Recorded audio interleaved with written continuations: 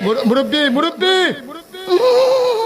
হুজুরের এই মুরব্বি মুরব্বি কথাটা এতটা ভাইরাল হয়েছে যা এখন বাংলাদেশ রেখে বাইরের দেশগুলোর মানুষের মুখেও শোনা যায়।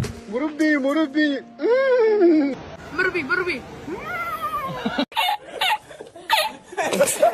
আর বাংলাদেশের মানুষ তো এই কথা দিয়ে গানও বানিয়েছে। মুরব্বি মুরব্বি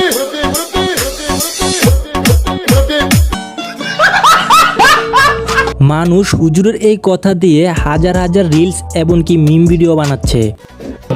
মুরব্বি মুরব্বি